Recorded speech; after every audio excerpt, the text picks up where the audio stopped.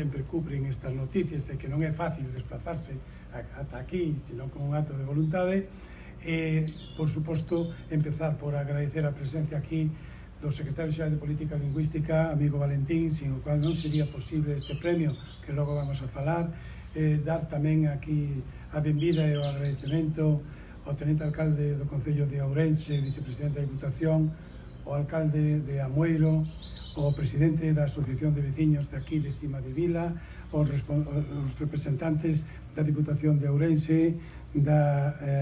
delegación da Xunta aquí en Ourense, o director do Instituto Otero Pedrallo de Ourense,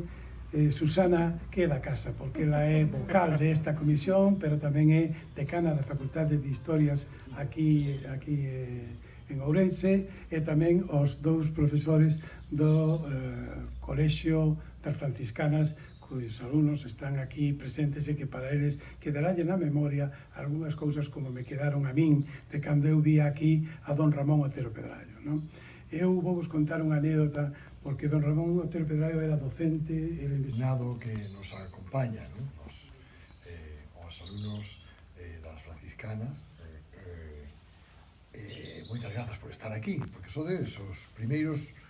alumnos de ESO, de bacharelato, son vos desde o cuarto da ESO, tamén é por do bacharelato este premio, porque vos ides enterar dunha das medidas que hoxe imos anunciar aquí, diante de todas as persoas que nos acompañan, e que quero agradecer moi efusivamente no nome da Xunta de Galicia, do Goberno de Galicia, que estean, en primeiro lugar, o alcalde, o representante da Diputación da Asociación de Veciños, a miña compañera, a xefa territorial, o director do instituto, a decana, Armando, e os profesores. Pero moi especialmente a vos, porque seguramente que máis sabe de todos os que estamos aquí de Don Ramón Otero Pedrallo é Eduardo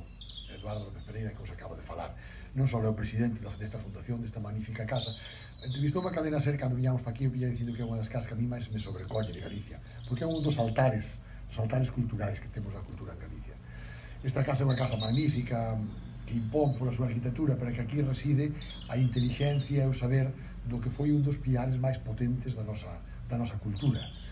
É moito máis alá da nosa cultura, por iso cando Eduardo chega á presidencia da fundación e me di que quere facer un premio que lembre o Ramón Otero Pedrallo, profesor de secundaria, porque sempre recordamos ao profesor a don Ramón, o gran orador, o gran escritor, o gran catedrático de universidade, pero esquecemos que a maior parte da súa vida o que foi, en realidad, foi profesor de instituto, que é o que a él probablemente máis lle gustaría cando se refería a eses rapaciños, a eses mociños que falaba.